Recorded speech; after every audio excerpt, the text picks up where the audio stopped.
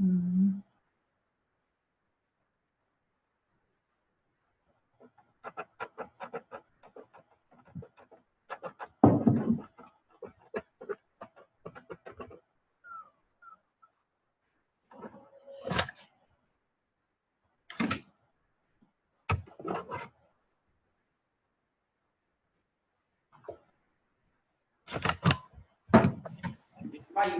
Tá, obrigada. Boa tarde, gente. Namastê. Boa tarde, namastê. Vocês estão me ouvindo bem? Eu tô, Mária. Boa tarde, Simone. Boa tarde, Heloísa. Vou tirar o som do meu celular aqui. Pronto. Vamos aguardar só um minutinho. Deixa eu abrindo aqui o texto. Eu estava com um probleminha aqui na internet, mas acho que consertou.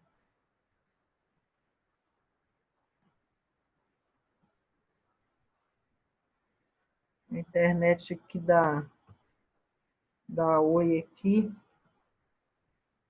anda meio estranho de novo, mas vamos ver.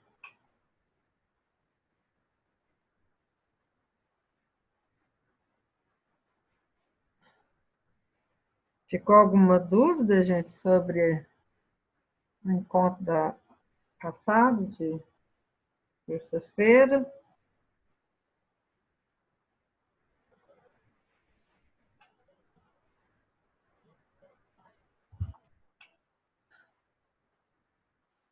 Deixa eu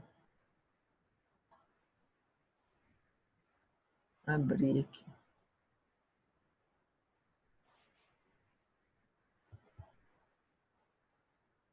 Vocês conseguiram baixar o livro?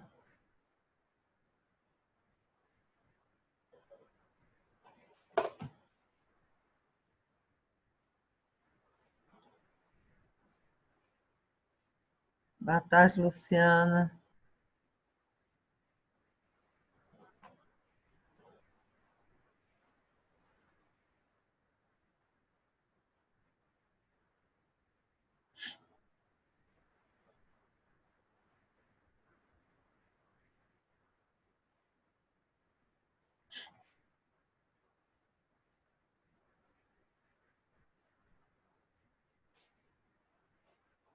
Bom, hoje eu não vou me alongar aqui no início, não, porque o vídeo não ficar muito extenso, tá? O outro ficou, eu tenho que cortar um pedaço e eu estou tendo dificuldade, que o editor de vídeo que eu tenho, não estou conseguindo mexer com ele, está complicado. Deixa eu achar aqui onde nós paramos.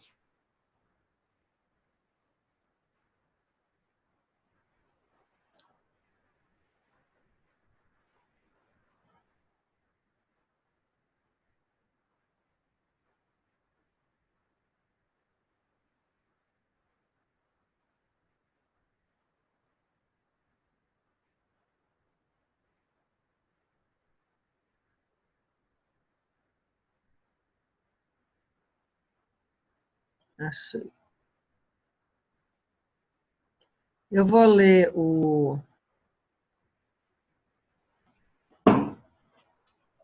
último parágrafo que nós lemos, né, que aí a gente retoma de onde a gente terminou, né? Então, eu vou ler esse trecho aqui, ó. Medo, cobiça e desejo de poder são as forças motivadoras psicológicas que estão por trás não só dos conflitos armados e da violência envolvendo países, tribos, religiões e ideologias, mas também do desentendimento incessante nos relacionamentos pessoais. Elas produzem uma distorção na percepção que temos dos outros e de nós mesmos. Por meio delas, interpretamos erroneamente todas as situações, o que nos leva a adotar uma ação equivocada para nos livrarmos do medo e satisfazermos nossa necessidade interior de alcançar mais, um poço sem fundo que nunca pode ser preenchido. Né? O ego está sempre ansiando por algo, né? Se completar com alguma coisa, porque ele ainda não né? O indivíduo ainda não sabe que é pleno internamente. Então, o ego, né? A projeção que ele cria sobre ele mesmo, vai em busca, né? Para o externo, em busca de satisfação, né? E atuando egoicamente, né? Egoisticamente. É importante que você compreenda, porém, que o medo, a cobiça e o desejo de poder não são o distúrbio de que estou falando, embora sejam criados por essa disfunção, que é uma ilusão coletiva profundamente arraigada na mente de todo ser humano. Numerosos ensinamentos espirituais nos dizem para abandonar o medo e o desejo, mas, em geral, esses métodos espirituais não atingem seu objetivo, não chegam à verdadeira causa do distúrbio. Medo, cobiça e desejo de poder não são os fatores causais supremos. Tentar ser uma pessoa boa ou melhor parece algo recomendável e evoluído a fazer. Ainda assim, não é um empreendimento que alguém consiga realizar com total sucesso, a não ser que ocorra uma mudança em sua consciência. Isso acontece como parte da mesma disfunção, uma forma mais sutil e rarefeita de destaque pessoal, do desejo por mais e do fortalecimento da identidade conceitual do indivíduo, da sua imagem. Ninguém se torna bom tentando ser bom, em si encontrando a bondade que já existe dentro de si mesmo e permitindo que ela sobressaia. No entanto, essa qualidade só se distingue quando algo fundamental muda no estado de consciência da pessoa. A história do comunismo, inspirado originalmente por ideais nobres, ilustra com clareza o que acontece quando as pessoas tentam alterar a realidade externa, no caso, criar um novo mundo, sem realizar nenhuma modificação prévia essencial na sua realidade interior, no seu estado de consciência. Elas fazem planos sem levar em conta o modelo de distúrbio que todo ser humano traz dentro de si, o ego. Né?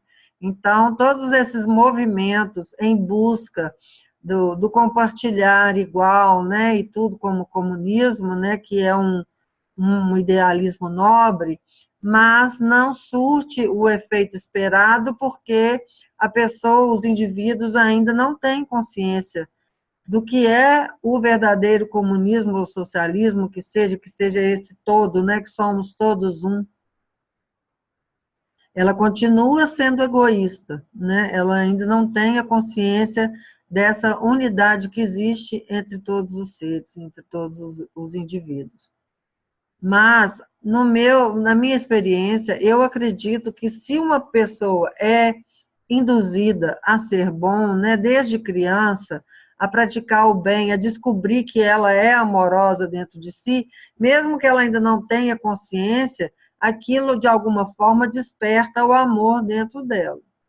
Porque, como eu digo sempre, o amor desperta amor.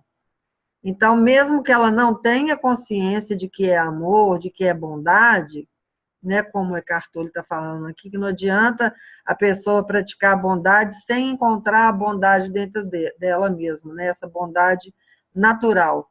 Mas, na minha experiência, eu acredito que você estimular a bondade no outro, mesmo ele não tendo consciência, surte efeito. Porque se ele é amor, se ele é bondade, quando você pratica o bem, o amor para aquela pessoa, o amor que ela é tocado. E, de alguma forma, ressoa aquilo dentro dela, desperta alguma coisa dentro dela. Então, aqui eu penso um pouquinho diferente.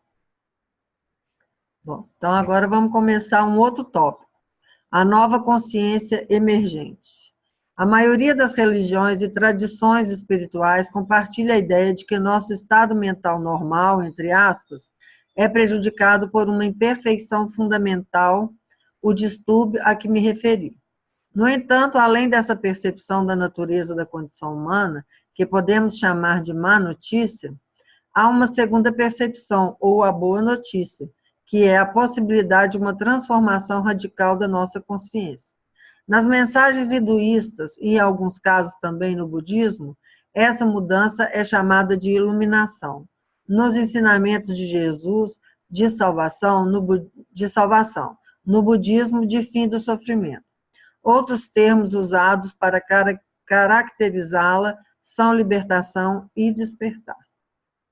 A maior conquista da humanidade não são as obras de arte, nem os inventos da ciência e da tecnologia, mas a identificação do seu próprio distúrbio, da sua própria loucura. Então, quando nós identificamos o ego, né, nós conhecemos a raiz do nosso sofrimento, nós temos condição de erradicá-lo, né? E como que se erradica o ego? Aí nós vamos chegar aonde eu disse antes ali. Como se erradica o ego, sendo que ainda você não tem noção total da sua consciência? Não é através de perceber e de alguma forma se desapegar dele? Isso não deixa de ser uma mudança de comportamento mental.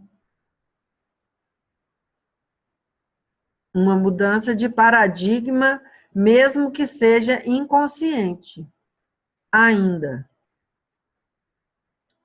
É uma forma de você se desconectar do ego, é você saber mentalmente que você é consciência e de que o ego não é você. E, a partir disso, não se identificar mais com ele. É um exercício que a gente faz.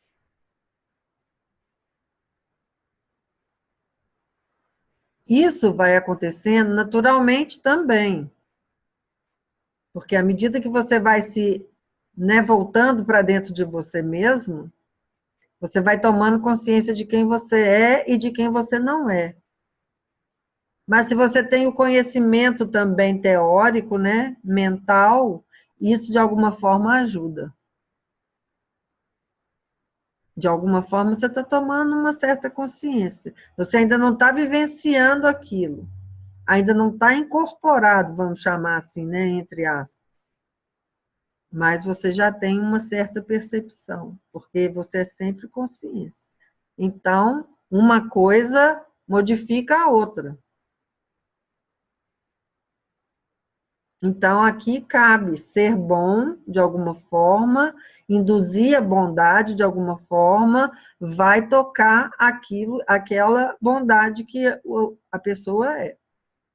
Ok? No passado distante, alguns indivíduos chegaram a fazer esse reconhecimento. É provável que um homem chamado Siddhartha Gautama, que foi o Buda, né, que viveu 2.600 anos na Índia, tenha sido o primeiro a ver essa questão com absoluta clareza. Acredito que não. Acredito que sempre, desde que o ser humano, né, existe como ser humano, que ele é sábio, né, que a consciência habita e que ele tem inteligência, né, os Vedas têm 5.000 anos. Buda se inspirou nos Vedas. Então, muito antes do Buda já havia o conhecimento, que o conhecimento é da natureza humana. O universo, se somos o universo, o conhecimento, a sabedoria sempre esteve presente. Depois o título de Buda lhe foi concedido. Buda significa aquele que despertou. Praticamente na mesma época, outro dos mestres espertos da humanidade surgiu na China. Seu nome era Lao Tse. Ele deixou um registro dos seus ensinamentos na forma de um dos livros espirituais mais profundos já escritos, o Tao Te Ching. Reconhecer a própria loucura marca, obviamente, o surgimento da sanidade, o início da cura e da transcendência. Uma nova dimensão da consciência começava, então, a emergir no planeta. A primeira tentativa de florescimento. Aquelas pessoas raras se dirigiam a seus contemporâneos falando sobre pecado, sofrimento e ilusão. Diziam, observe o seu modo de viver. Veja o que você está fazendo, o sofrimento que está causando. Depois indicava a possibilidade de despertar do pesadelo coletivo da existência humana normal, e, entre aspas, né? E mostrava o caminho. O mundo ainda não estava... Eu não coloquei aqui para... Só um minutinho, gente.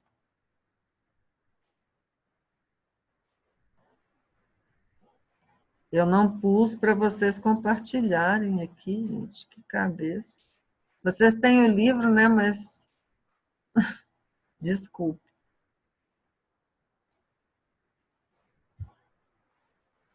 O mundo ainda não estava preparado para esses mestres. No entanto, eles foram uma parte crucial e indispensável do despertar humano. Inevitavelmente, na maioria das vezes, não chegaram a ser bem entendidos por seus contemporâneos nem pelas gerações seguintes. Seus ensinamentos, embora simples e eficazes, acabaram sendo distorcidos e mal interpretados. Em alguns casos, até mesmo na maneira como foram registrados por escrito por seus discípulos. Ao longo dos séculos, acrescentaram-se muitas coisas que não tinham nada a ver com as mensagens originais e que eram reflexos de uma incompreensão básica. Alguns desses sábios foram ridicularizados, insultados ou mortos, enquanto outros passaram a ser venerados como deuses. Os ensinamentos que indicavam o caminho que se encontra além do distúrbio da mente humana, a porta de saída da loucura coletiva, foram desvirtuados e tornaram-se eles mesmos parte da insanidade. Isso aconteceu com algumas religiões.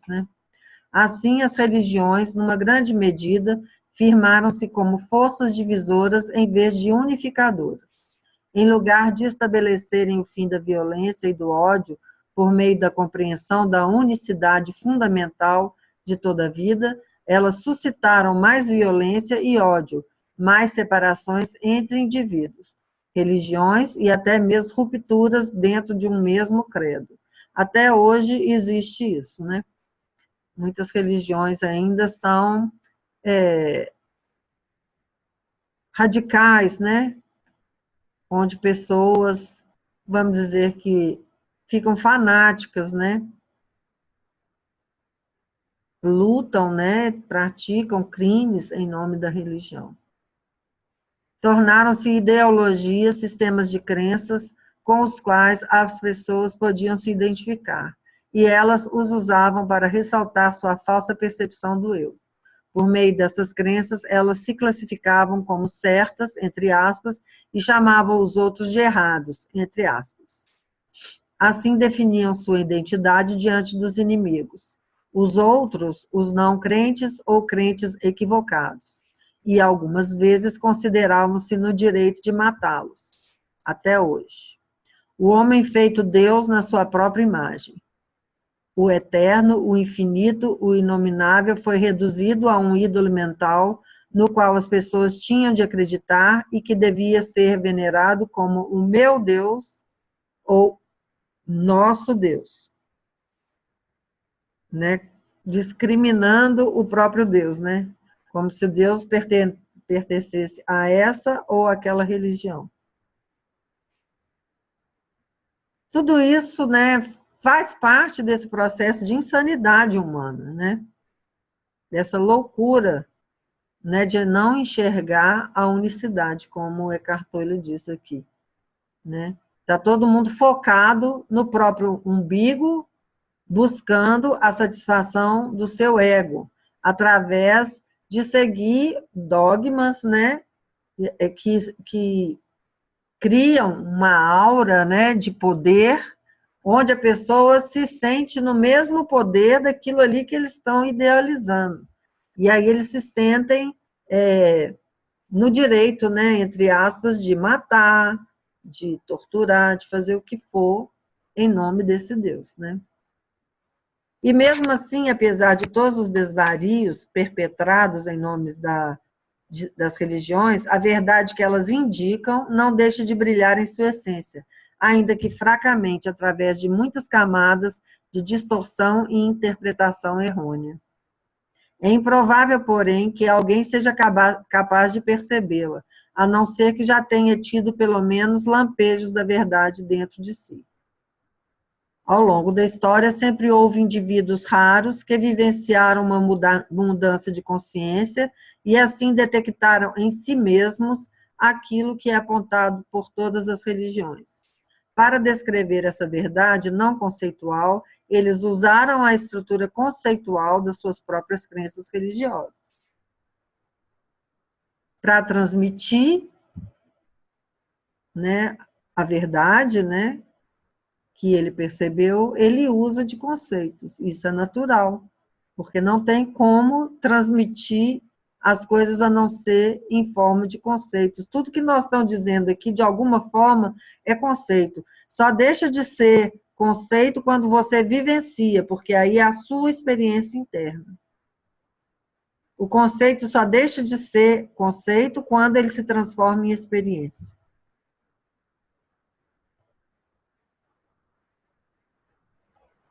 Por meio de alguns desses homens e mulheres, escolas ou movimentos se desenvolveram dentro de todas as religiões importantes e representaram não só uma redescoberta, mas em determinados casos, uma intensificação da luz do ensinamento original. Foi assim que o gnosticismo e o misticismo se estabeleceram nos primórdios do cristianismo e no cristianismo medieval. O mesmo ocorreu com o sufismo na religião islâmica, com o hassidismo e a cabala no judaísmo, com o Advaita Vedanta no hinduísmo e com o Zen e o Dzogchen no budismo. Quase todas essas escolas eram iconoclastas. Elas se opuseram a numerosas camadas de conceituações e a estruturas mentais enfraquecidas. Por essa razão, a maior parte delas foi vista com suspeita e hostilidade pelas hierarquias religiosas estabelecidas. Sim, eles foram perseguidos dentro da própria religião deles, né? Muitos, né? Seus ensinamentos, ao contrário das doutrinas da religião principal, enfatizavam a compreensão e a transformação interior. Foi graças a essas escolas esotéricas que os credos mais importantes recuperaram o poder transformador dos seus preceitos originais, embora na maioria dos casos apenas poucas pessoas tivessem acesso a elas. Esses movimentos nunca se expandiram bastante para exercer uma influência significativa sobre a profunda inconsciência coletiva que predominava. Antigamente, né, o conhecimento ficava retido, né, dentro das religiões, né, só para aqueles que eram iniciados, né? Ainda era tudo esotérico mesmo, conhece, né? Só depois é que se transformou em conhecimento exotérico, né? Com X, porque não tem como bloquear mais a verdade. Chegou no momento em que a verdade, se ela mesma por si mesma, porque ela é a consciência, né? Veio à tona no momento que deveria vir, né?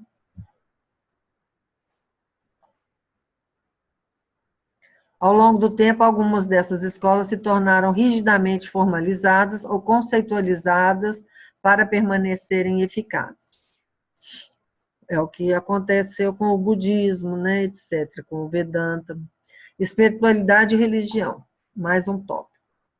Qual é o papel das religiões estabelecidas no surgimento da nova consciência? Muitas pessoas já reconheceram a diferença entre espiritualidade e religião.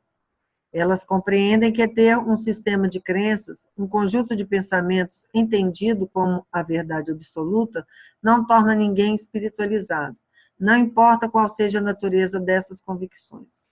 Na realidade, quanto mais um indivíduo faz de seus pensamentos, crenças, sua própria identidade, mais se distancia da dimensão espiritual que existe dentro dele. Muitas pessoas religiosas, entre aspas, estão presas nesse nível. Para elas, a verdade equivale ao pensamento. Como estão completamente identificadas com o pensamento, né, com a mente, consideram-se detentoras exclusivas da verdade, o que é uma tentativa inconsciente de proteger a própria identidade. Mas isso a gente vê, mesmo hoje, né, dentro dessa linha de liberdade de pensamento. Muitos se julgam espiritualidades espirituais, né, acima da média e detentores da verdade absoluta, né? O ego está ali, é o ego espiritual, né?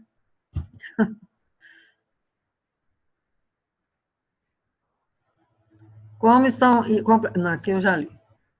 Elas não compreendem as limitações do pensamento. A seus olhos, qualquer indivíduo que acredite, pense de modo diferente está errado. Num passado não muito distante, isso lhe serviria de justificativa para matar alguém. E ainda há quem faça isso hoje em dia. A nova espiritualidade, a transformação da consciência, está surgindo em grande parte fora das estruturas das religiões institucionalizadas.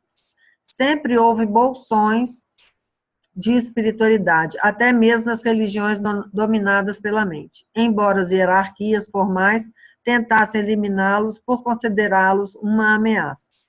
O fato de que a espiritualidade está aparecendo em larga escala fora das estruturas religiosas é algo inteiramente novo. No passado, isso teria sido inconcebível, sobretudo no Ocidente, terra das culturas mais controladas pela mente, onde a igreja cristã detinha uma franquia virtual da espiritualidade. Ninguém podia falar a uma plateia sobre esse tema, nem publicar um livro sobre o assunto sem autorização da igreja. Caso contrário, seria silenciado. Hoje em dia, porém, mesmo dentro de determinadas crenças e religiões, há sinais de mudança. Isso é confortador e qualquer pessoa se sente grata pelos sinais de abertura, como foram as visitas do Papa João Paulo II a uma mesquita e a uma sinagoga. Né? Ainda bem, né, que isso está acontecendo. Mas isso também faz parte de todo esse processo. O nosso processo individual ressoa com o processo coletivo, né? Então, como está acontecendo um grande número de despertar, né, individual, né, isso está acontecendo no despertar da humanidade, que é isso que esse livro está tratando, né?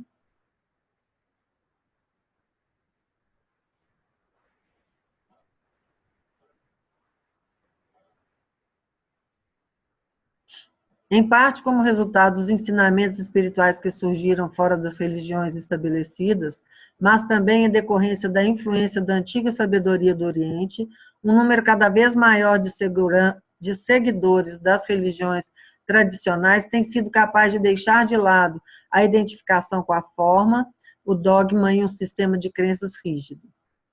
Essas pessoas têm descoberto a profundidade original que está oculta em sua própria tradição espiritual, ao mesmo tempo que encontram a profundidade dentro de si mesmas.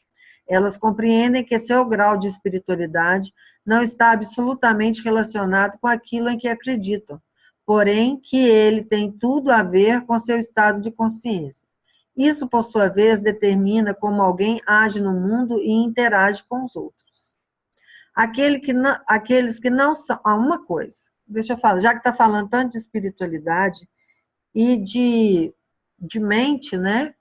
Eu queria dizer que espiritualidade não está ligada à religião em si. A espiritualidade é a pessoa em contato com a energia primordial, com a fonte, que é ela mesma, que é a consciência pura. Então, isso não depende de nenhuma religião. E é isso que as pessoas estão descobrindo. Então, a espiritualidade em si não tem nada a ver com religião. Espiritualidade em si é conhecimento de si, da fonte que você é, que todo mundo é. Isso é espiritualidade, é estar em contato, né? É fazer esse religar, que é a verdadeira religião. É a reconexão com a fonte primordial, né? Então, a consciência não tem nada a ver com religião, espiritualidade não tem nada a ver com religião. A religião é uma instituição, né, criada pelos homens, né, com uma boa intenção de levar as pessoas ao conhecimento da verdade, né? Mas com isso foi o que ele descreveu aqui, né? Instituiu vários dogmas e tal, e o poder, não sei mais o que, acabaram cometendo vários tipos de crimes, blá, blá, blá, blá, blá, blá, blá, blá, tá? Então, é isso. Então, espiritualidade não tem nada a ver com consciência. Aliás, com religião. Espiritualidade tem a ver com a consciência.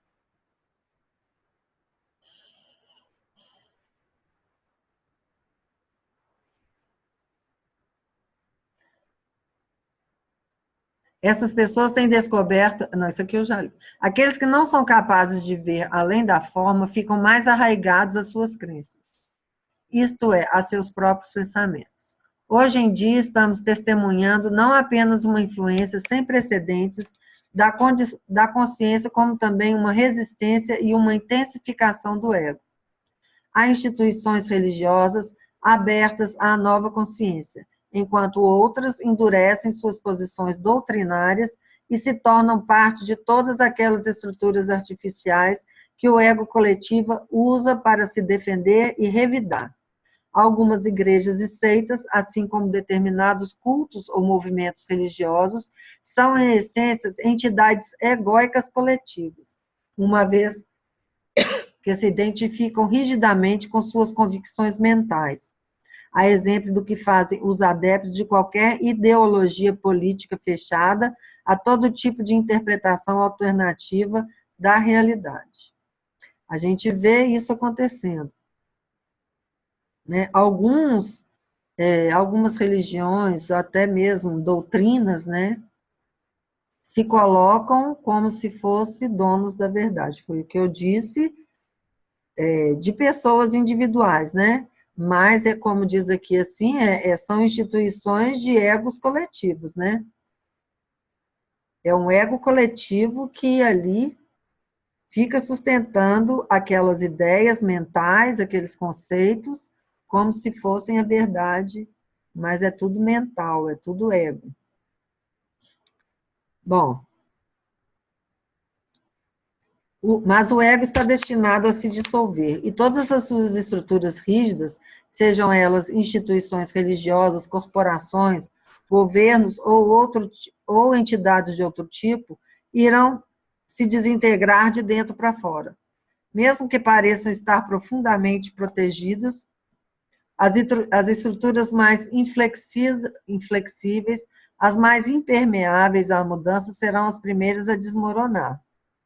Isso já aconteceu no caso do comunismo soviético. Por mais resguardado, por mais sólido e monolítico que se mostrasse, em poucos anos esse sistema se decompôs de dentro para fora. Ninguém tinha previsto esse fato. Todos foram surpreendidos. E há muito mais surpresas aguardando por nós. Alguma dúvida até aqui, gente? Alguém quer fazer alguma colocação?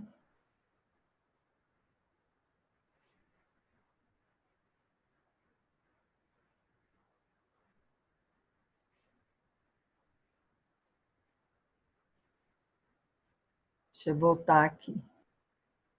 Vocês me ouviram bem durante a leitura?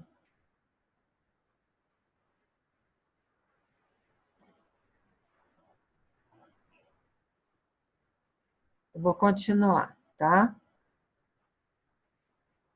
Vamos ler mais um pouco.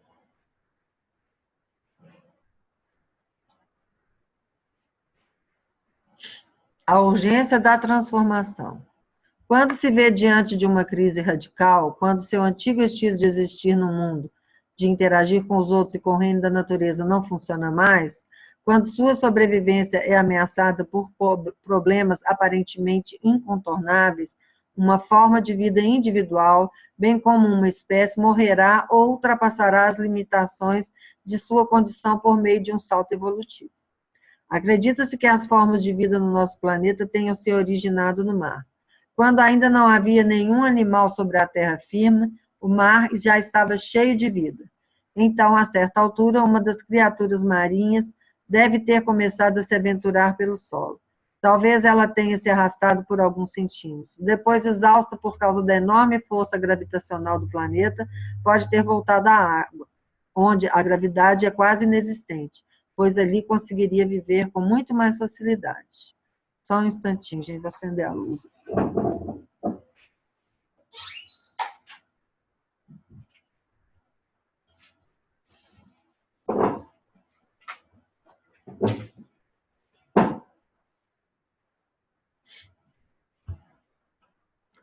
Mais tarde, ela tentaria de novo e de novo. Muito tempo depois, esse ser se adaptaria à vida na Terra, desenvolvendo pés em vez de nadadeiras e pulmões em lugar de guelras.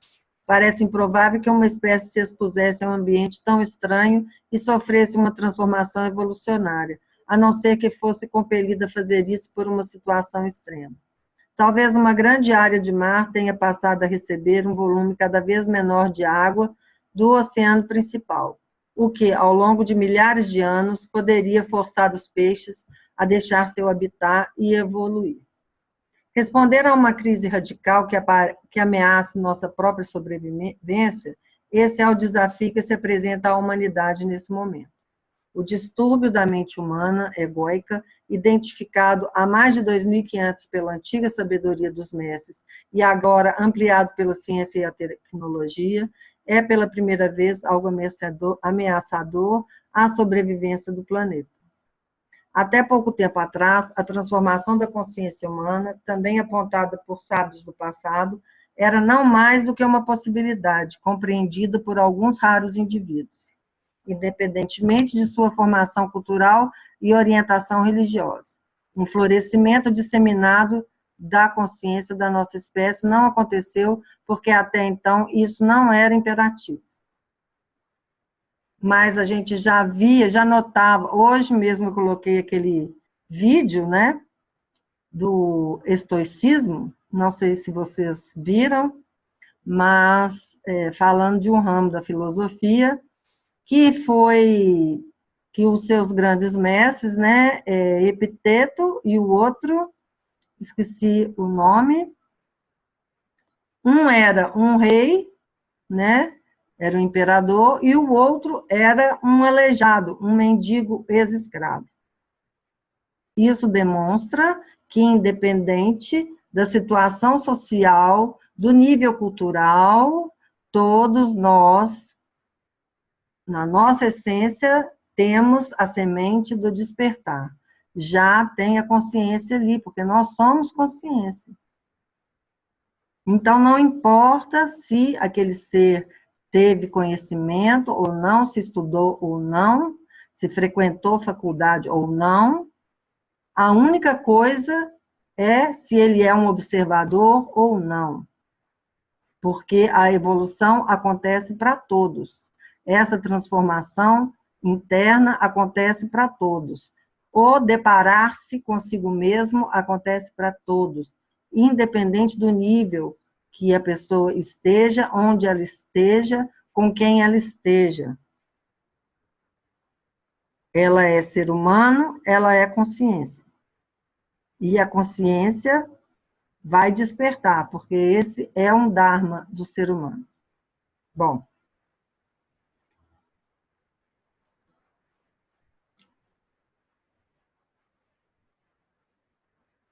Uma parte significativa da população do planeta logo entenderá, se é que isso já não aconteceu, que nossa espécie está diante de uma escolha radical, evoluir ou morrer. Uma porcentagem ainda relativamente pequena da humanidade, mas que cresce com rapidez, já está vivenciando o rompimento com os antigos padrões mentais egóicos e a emergência de uma nova dimensão de consciência. O que está surgindo agora não é um sistema inédito de crenças, não é uma religião diferente, não é uma ideologia espiritual, nem uma mitologia. Estamos chegando ao fim não só das mitologias, como também das ideologias e dos sistemas de crenças. A mudança é mais profunda do que o conteúdo da nossa mente e do que nossos pensamentos. Na verdade, na essência da nossa consciência está a transcendência do pensamento. A recém-descoberta capacidade de nos elevarmos ao pensamento, de compreendermos uma dimensão dentro de nós que é infinitamente mais vasta do que ele. Já não extraímos nossa identidade, o sentimento de quem somos, do fluxo incessante do pensamento que na antiga consciência considerávamos ser nós mesmos. E para um indivíduo é uma libertação saber que ele não é aquela voz dentro da cabeça. Quem ele é, então, é aquele que compreende isso. A consciência que é anterior ao pensamento, ao espaço em que este, ou a emoção, ou a percepção sensorial, acontece. Então, a consciência é aquela que está por trás de tudo, que está por trás do indivíduo, que é a sua essência. É aquela que tem um entendimento, que é sabedoria, né? E é sempre presente. É isso que nós somos. Muitos ainda acreditam que somos o pensamento, que o pensamento é a origem de tudo, mas não. Aquele que medita, que consegue se fusionar ao vazio, sabe que a consciência é antes do pensamento.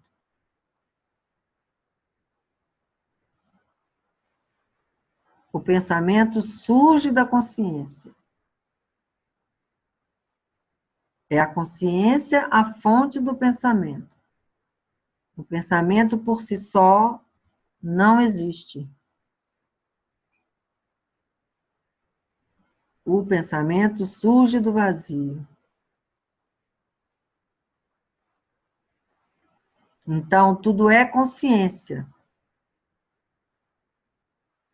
E o pensamento surge disso. Então, tá. Continuemos. O ego não é mais do que isto. Identificação com a forma, o que basicamente corresponde a formas de pensamento. Se o mal tem alguma realidade, e ela é uma realidade relativa e não absoluta, entre aspas, essa também é uma definição dele, identificação com a forma, formas físicas, formas de pensamentos, formas emocionais. O pensamento é uma identificação. Isso resulta de uma total falta de consciência da nossa ligação com o todo, da nossa unidade intrínseca com todos os outros, entre aspas, e com a origem. Por que outros está em aspas? Porque os outros, na verdade, não existem, somos nós mesmos, né? Esse esquecimento é o pecado original, o sofrimento, a ilusão. Quando essa ilusão da completa separação governa tudo o que pensamos e fazemos, que tipo de mundo criamos? Para responder a essa pergunta, observe como as pessoas se relacionam entre si. Leia um livro de história ou veja o noticiário da televisão hoje à noite. Se as estruturas da mente humana permanecerem imutáveis, vamos sempre terminar recriando fundamentalmente o mesmo mundo, os mesmos males, o mesmo distúrbio. Porque vamos continuar acreditando que somos separados. Não vamos nos ver no outro, né, nos outros, nem na natureza, nem nas criaturas, nem no universo. Vamos acreditar apenas que somos um indivíduo que olha apenas para o próprio umbigo, buscando satisfazer apenas seus desejos, né, de satisfação dos sentidos e da mente. Mas isso está mudando, né? Essa consciência da humanidade está mudando, né? Está chegando esse momento desse despertar coletivo. Vamos continuar aqui. Um novo céu e uma nova terra. Há uma profecia bíblica que parece mais aplicável agora do que em qualquer outra época da história humana. Ela aparece tanto no Antigo quanto no Novo Testamento e fala do colapso da ordem mundial existente e do surgimento de um novo céu e uma nova terra. Precisamos entender que o céu mencionado nesse contexto não é um local, e sim o reino interior da consciência. Esse é o significado esotérico do mundo, e esse é também o significado dos ensinamentos de Jesus. A terra, por outro lado, é a manifestação externa da forma, que é sempre um reflexo do interior. A consciência humana coletiva e a vida no nosso planeta estão intrinsecamente interligadas. Um novo céu é o surgimento de um estado transformado da consciência humana, enquanto uma nova terra é o reflexo do reino físico, né? Então, se a consciência humana se transforma, enxerga e passa a viver aquilo que ela é, automaticamente aquilo ressoa externamente, né? No mundo manifesto, né? Fazendo que o mundo se transforme.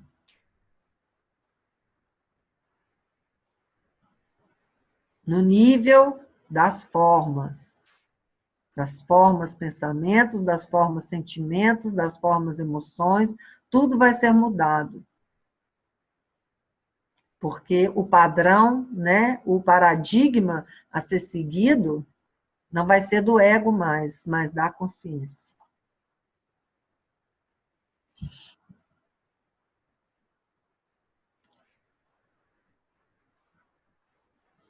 Onde que eu parei?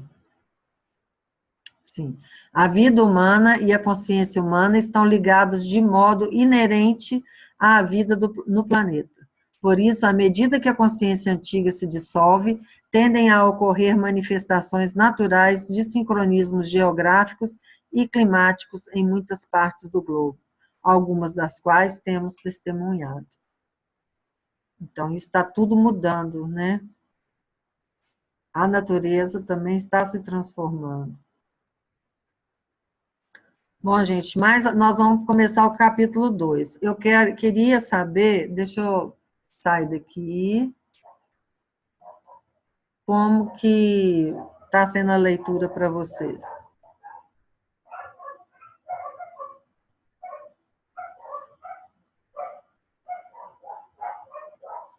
Vocês estão me ouvindo? Ou vocês estão só gravando, ninguém está me ouvindo? Ah, eu estou ouvindo. Está dando para entender bem, né? O texto dele é bom, é claro, né? Uhum, sim. Então tá. Então eu vou ler mais 5 minutinhos, tá bom? 5 ou 10 minutinhos. E aí eu abro novamente para ver se tem alguma questão. Vocês podem me interromper quando tiver alguma dúvida, tá bom? Eu vou continuar, então.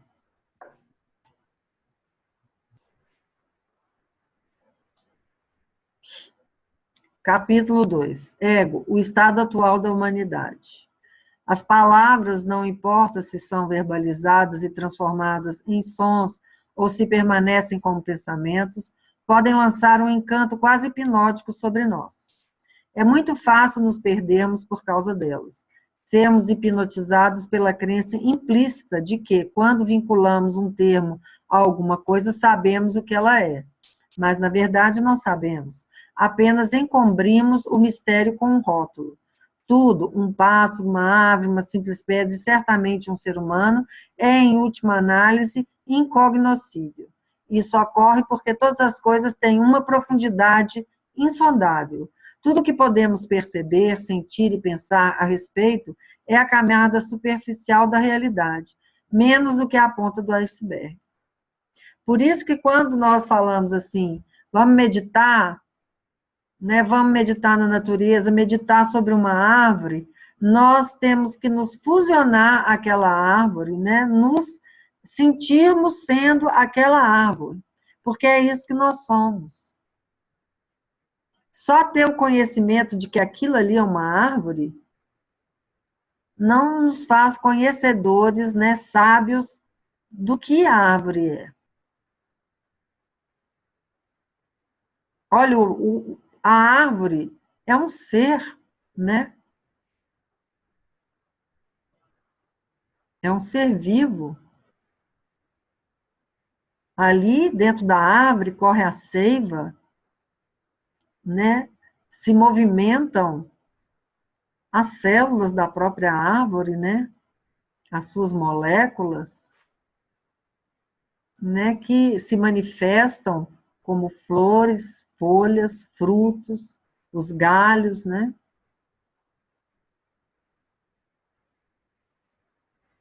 Uma árvore não é apenas uma figura e uma palavra.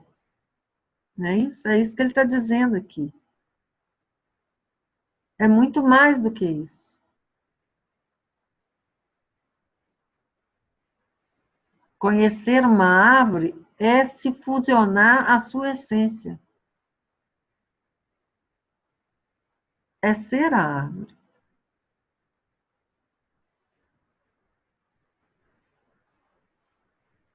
Por isso que quando nós nos entregamos, né, à meditação, ao silêncio, e nos fusionamos ao vazio, nós nos fusionamos à unidade que tudo é. Nós nos sentimos vivos em tudo o mais. Nós nos sentimos sendo tudo o mais. Que não é mais, é o que é. É aquilo que nós somos. Certo? Vamos continuar. Sob a aparência superficial, todas as coisas estão ligadas não apenas a tudo que existe, como também à origem de toda a vida da qual procedemos. Está tudo ligado à fonte e é a própria fonte. Até mesmo uma pedra, e mais facilmente uma flor ou um pássaro, pode nos mostrar o caminho de volta a Deus, a origem, a nós mesmos. Quando olhamos para algo assim, ou o seguramos e depois o deixamos ir, sem lhe impor uma palavra, nem um rótulo mental, uma sensação de assombro, de maravilha surge dentro de nós. A essência desse elemento comunica-se conosco de modo silencioso e reflete nossa própria essência para nós. Isso é o que os grandes artistas sentem e conseguem transmitir com sua arte. Van Gogh não disse: isso é apenas uma cadeira velha. Ele olhou e olhou e olhou, e sentiu a existência da cadeira. Depois sentou-se de frente para a tela e pegou o pincel. A cadeira em si tinha um valor irrisório. A pintura desse mesmo objeto vale hoje milhões de dólares. Porque ali está incutida a sensibilidade de Van Gogh. A percepção dele da cadeira. Aquilo que o emocionou ao perceber a cadeira. Muito lindo isso, não é?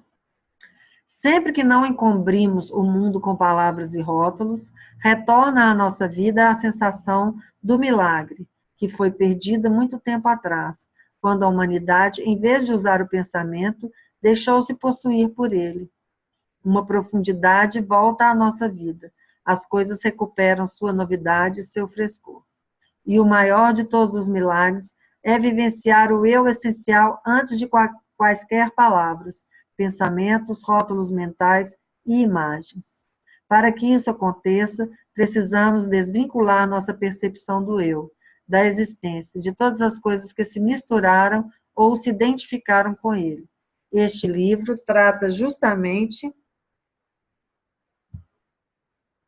Um minutinho.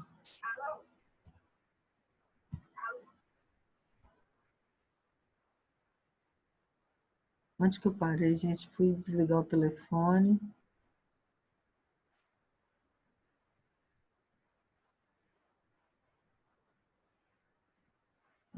Para que isso aconteça, precisamos desvincular nossa percepção do eu, da existência, de todas as coisas que se misturaram ou se identificaram com ele.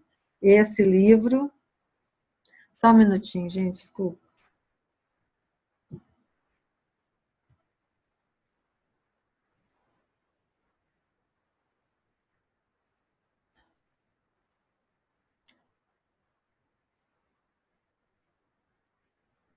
Esse livro trata justamente dessa separação. Quanto mais rápidos somos em ligar rótulos verbais ou mentais a coisas, pessoas ou situações, mais superficial e sem vida nossa realidade se torna. Assim, mais fracos nos mostramos em relação a ela, ao milagre da vida que continuamente se desenrola dentro de nós e ao nosso redor. Com essa atitude, podemos ganhar inteligência, mas perdemos sabedoria, assim como alegria, amor, criatividade e vivacidade.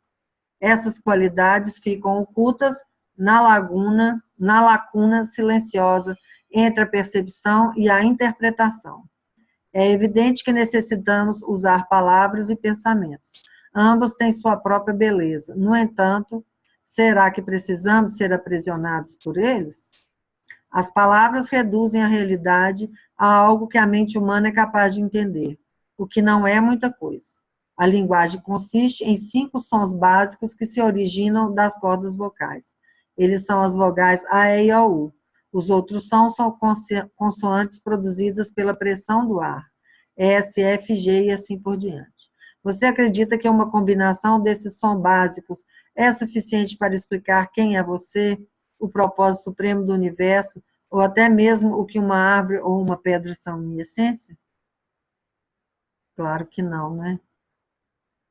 É algo muito mais profundo, além da mente lógica, além dos conceitos, né? De rótulos.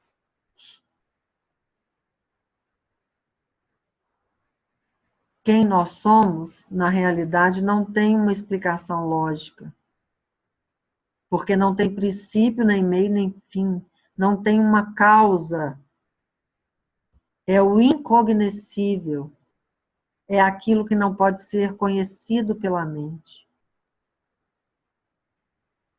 Só através do silêncio, do afastamento dos pensamentos, da desidentificação do ego.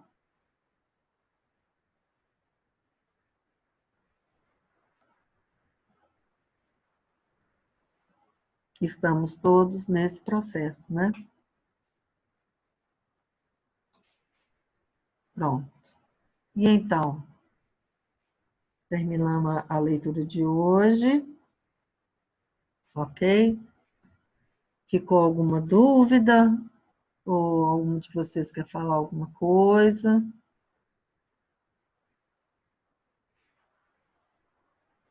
Eu vou postar na internet, tá? Não sei se eu posto o vídeo ou apenas o áudio. Eu estou vendo aqui que eu estou com dificuldade para editar. Mas eu vou tentar, tá bom? E vou postar de qualquer forma. Mesmo que não edite, então vou colocar no YouTube assim mesmo. E vou passar um link para vocês, só para aqueles que estão participando do grupo, né? Para que vocês tenham acesso e possam assistir a hora que vocês quiserem, tá bom? Peço a vocês que não compartilhem, né, esses áudios ou esses vídeos, né, que sejam para que fiquem como um produto do nosso curso, tá bom? Dos nossos encontros, tá certo? Então, agradeço a presença de vocês, tá bom? E hoje eu não vou dar essa de sangue, vou deixar para a semana que vem, tá? Então, fica assim. Até terça que vem, tá bom? Gratidão pela presença. Boa noite, viu, Luciana, Simone? A Heloísa saiu, né? Gratidão a todos. Namastê.